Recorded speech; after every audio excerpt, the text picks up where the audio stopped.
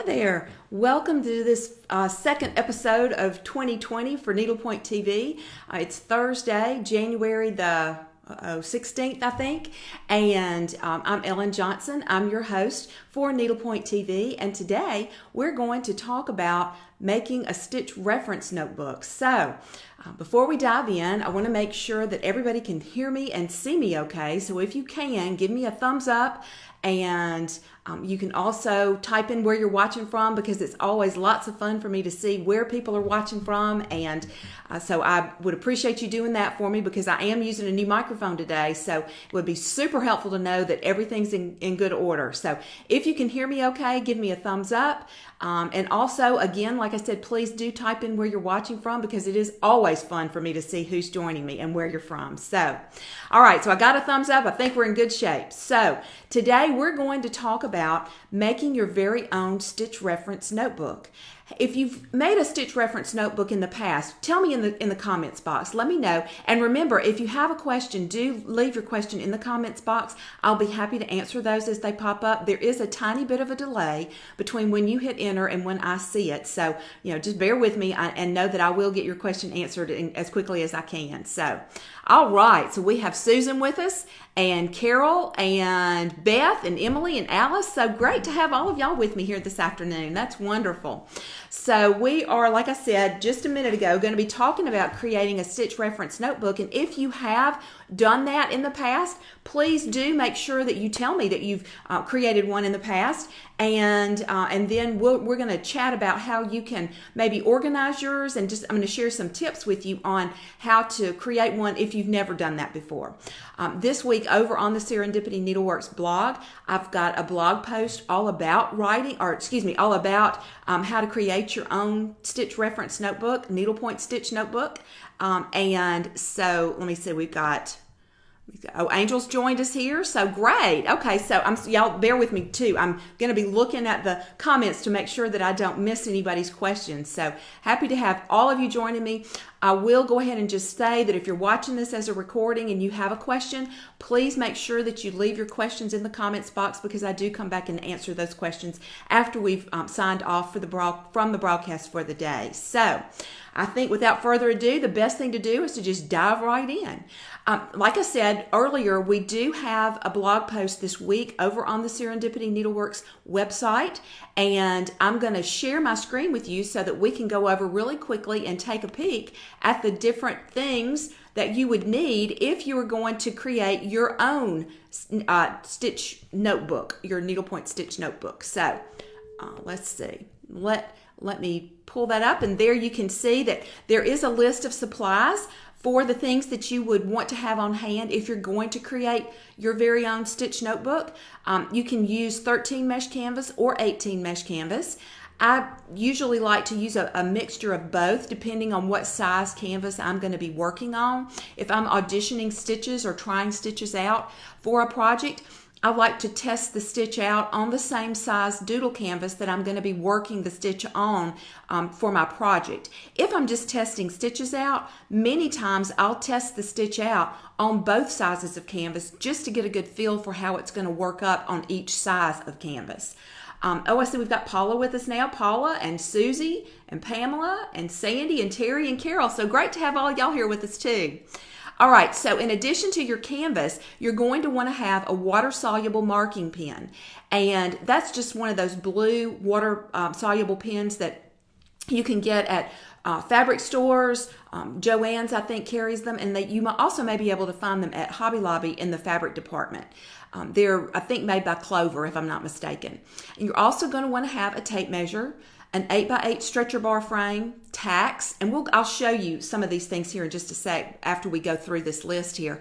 Then you're going to also want to have tapestry needles, embroidery scissors, a laying tool, fray check. Fray check is something we'll talk about in just a sec too. Then double-sided tape, glue dots, or a stapler, of course a pen or a pencil. And then the rest of these things are just recommended. Now, you can see here that I recommend that you use the Serendipity Needleworks Stitch Notebook Fun Sheet. That's a free download for you. And if you get my weekly emails, then you got a link to download that earlier today.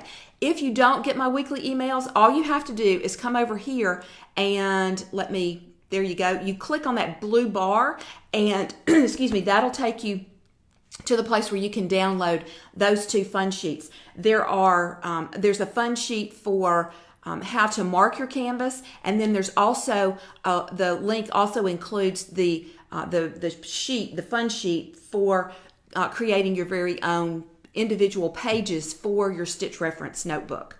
So there are, again, like I said earlier, some tips here for you. You can read that. I'm not going to take the time to go through all of that, but I do suggest that if you haven't seen the blog post this week yet, that you hop over and read it. And it's at serendipityneedleworks.com. So there's a good bit of information there, and you can, of course, download those freebies that you can use to create your very own stitch notebooks. So let's see if anybody has told me whether or not they have.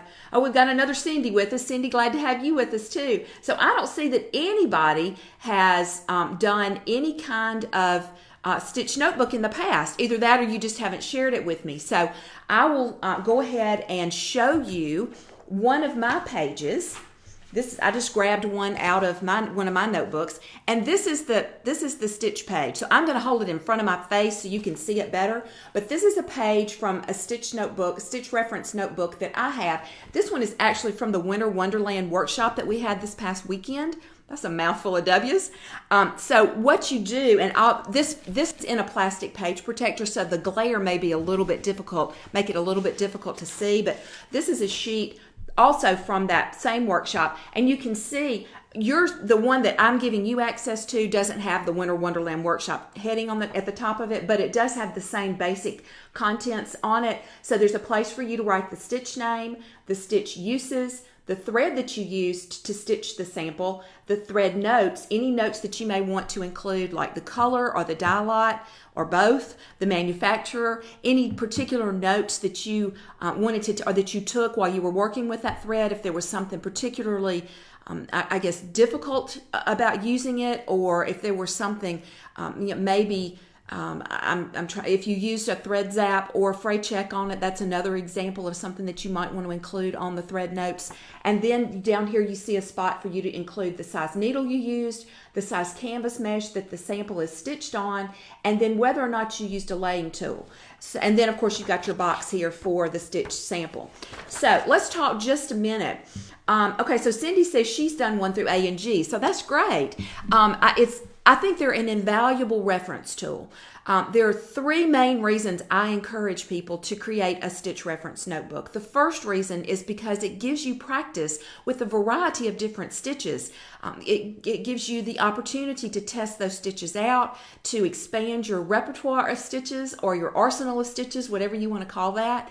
And like I said, it gives you experience in trying those different stitches out, because there's nothing like practice. I had a piano teacher who once said, practice makes perfect, practice makes permanent. So the more you work with something, the more you do something, the more part of you it becomes ingrained. I don't know if you know this or not, but your hands have what's called muscle memory, and the more you do something, the more easily it comes to you. So for example, for those of you who knit or crochet, if you learned how to do either one of those hobbies as a young person or as a child, then if you've not done them for many, many years, so many times all it takes is picking that back up and just having someone get you started again, because your muscles have memory. Like riding a bicycle, same thing. And the same is true with these stitches. The more you do these, the more your muscles develop the memory for how to implement or how to execute these stitches. So it just makes it more second nature. So that's one reason I encourage people to practice these stitches, to try your hand at using them for different applications. But if you're not comfortable applying them to a project yet, then you can always just make a stitch reference notebook so that you become familiar with the variety of stitches. Because if you've been following along with me in my Needlepoint Now series of articles, you'll know that there are stitch families, and the different stitches belong to different stitch families, and those families have certain characteristics that make them more compatible with others. And so there are all kinds of things that you can learn when it comes to learning about the different stitches, what families they fall into, what pathway they use when you're actually executing the stitch on your canvas, and how that can change the look of the stitch. if you change the pathway. And I have a couple of articles on the blog too, over on the Serendipity website. If you're not sure about what stitch pathways are, just go to the website and then type in the search bar stitch pathway, and it should pull up those two articles that I wrote back late last year about different stitch pathways. So anyway, I kind of went off on a rabbit hole there, but there are all kinds of things that you can learn from just practicing stitches. In addition to getting more comfortable with using those different stitches, you can create this reference notebook that you can refer to over and over again, and particularly helpful when it comes to choosing the different stitches and threads for your canvases. It's kind of hard to know what stitches to choose if you don't have experience in using these stitches. And one thing that I will point out again, on this sheet, there is a place for you to include what the different uses are for these different stitches. So you could organize a notebook by in a variety of ways. By design component, you could organize, and by design component I mean all the stitches that are good for snow, or all the stitches that are good for water, or all the stitches that are good for sky, all those kinds of ways that you can organize your notebooks. You could also organize the stitches by stitch family and then create an index that tells you these are the stitches that are good for sky or water or snow. Those kinds of that kind of information rather is a really good way to to cross-reference your material, so that then when you're looking for a stitch for sky or snow or whatever, you can go and look that up, and then you'll have your reference that you've made notes on yourself, because there's nothing like creating your own reference notebook. There's some really good stitch books out there on the market. Particularly some of my favorites are Stitches for Effect, More Stitches for Effect, and Even More Stitches for Effect. Those are by Suzanne Howard and Beth Robertson, I think, are the authors of those two books. They also have a book called Stitches to Go. It's a great little pocket book that you can put in your project bag. But those three books are really useful books because they give you the applications for which you can use the different stitches that are included in those books. But there's nothing like doing it yourself and creating your own reference notebook, because something that, like I said, there's just nothing like doing it yourself. The experience that you have in working with these different stitches is just invaluable.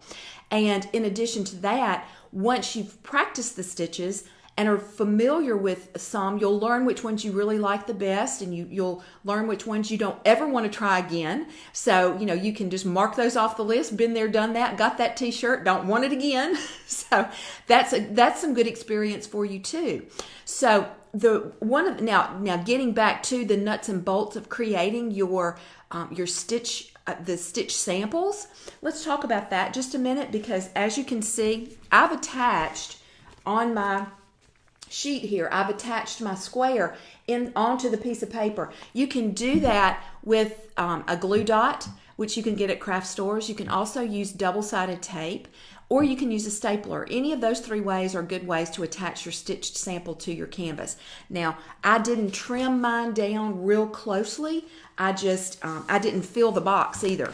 I did a sample. This sample here, you can see with it being out of the paper, you can see that I just trimmed it down, and I didn't do anything to the edges. I didn't bind it with any kind of tape or anything, because if you keep it in a plastic page protector, you shouldn't have a problem with the canvas unraveling on you.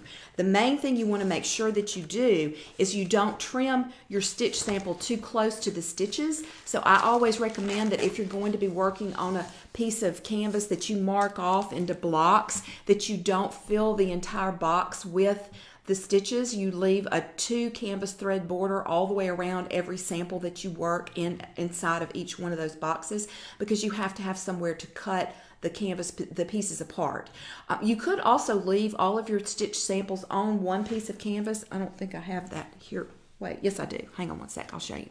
So this is a sample of a doodle canvas that has not been cut apart yet. And this is divided into boxes. You could leave your canvas in a solid piece like this, and then label each box, and then number your or label your sheets, your fun sheets that would correspond with your doodle canvas if you don't want to cut the pieces apart. It's entirely up to you, whatever makes the most sense for you or whatever you prefer, because it's your resource tool. You can handle it or take care of it or put it together however you want to. So, Something that I did want to share too, in addition, I mentioned earlier that, excuse me, that we have one of the things or two of the things listed on the materials list are fray check and thread zaps. Fray check is a liquid that you can use to apply to the end of a novelty thread, and that helps prevent it from unraveling.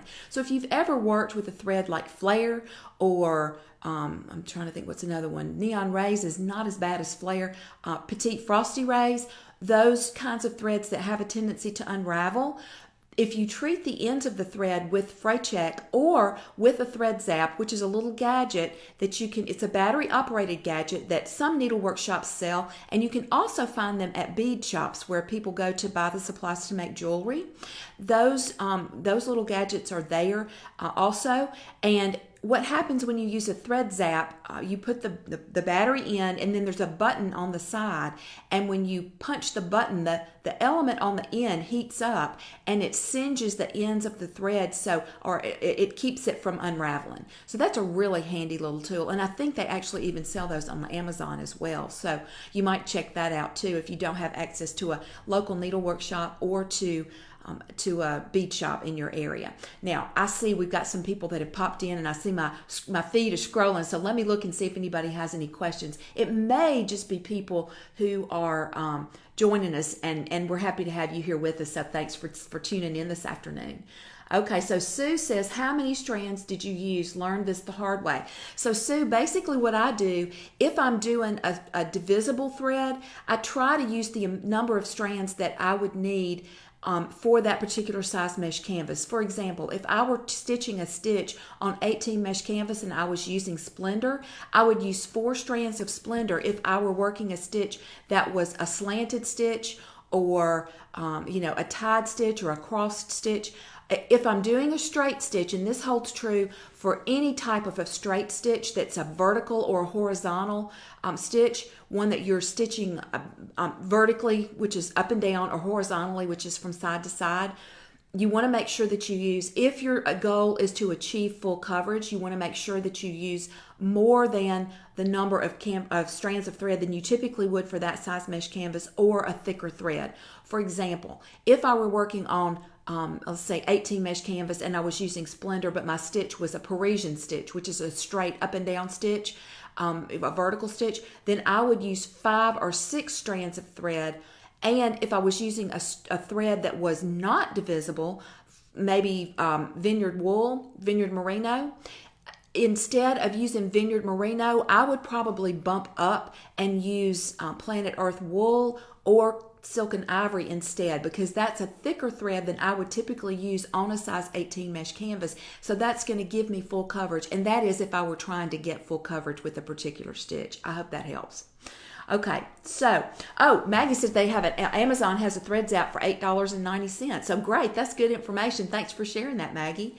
All right, so another thing I wanted to share with you, here is a doodle canvas. This is a piece of ecru colored or beige colored canvas, and you can see I don't on this particular one have this tacked onto the canvas as close together as I would. This is from the other day, and I wanted to be able to pull these tacks off quickly. If I were working on a doodle canvas, and let me reach back here and grab this one again. If I were working on a doodle canvas or any kind of a piece of canvas if I had a piece of canvas mounted on a stretcher bar frame, I put my tacks really close together. You can see I have these as close as anywhere from a ½ inch to an inch together, and that keeps the surface of the canvas nice and taut. So now this is not an Evertight stretcher bar frame. This is just a standard stretcher bar frame, and it's also excuse me, it's also the mini stretchers. The stretcher bars are available in a standard size or in a mini, and I've found that when I'm working on a doodle canvas, I really like the minis much better, because the frame itself, and I don't know if you're going to be able to see this, the frame itself is not as deep, so the well is not as deep. And this is, let me share that with you too, because this is something that I found to be super helpful when I'm working on a doodle canvas, because you're tying off and starting new threads quite frequently. I like to work in the well, and when I say in the well, that means that the canvas is mounted on the bottom of the stretcher bars, on the back side of the stretcher bars. If I'm working on a project just a painted canvas. Typically I stitch on top, but when I'm doing a doodle canvas, I turn it over and I stitch in the well, because then it's super easy for me to access the back and tie my threads off. And so that's just a little extra tip. And if you're not familiar with stitching in the well, a lot of people like to do that because it does protect your stitches if you're working on something that has a lot of raised stitches on it. That will protect your work if you put it in your project bag, and it also keeps it from getting squished, but it also keeps it from getting as dirty. Now I'm super careful and make sure that I always put whatever I'm working on into a cotton pillowcase if I'm going to put it in a project bag, so I don't run into an issue with things getting dirty if I'm working on the top of the canvas like this. But for those of you who don't use a cotton pillowcase to store your project in when you put it away, you might want to think about working in the well. So, all right. So I think that is pretty much all the information I wanted to share with you this afternoon. Lots of information. For those of you who signed up for and took the Winter Wonderland workshop, you know that I'm going to be adding new material every day for the next several days. We had a few little glitches, technology glitches on Saturday.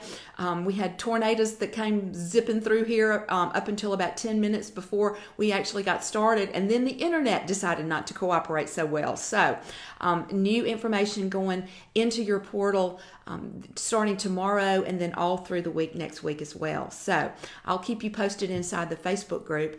And if you are a member of the Stitchers Club, remember we're going to be going over and doing our weekly live stream inside the Stitchers Club Facebook group here in about 30 minutes. So I'll be joining y'all at about 4 o'clock, at 4 o'clock inside the Stitchers Club members only Facebook group.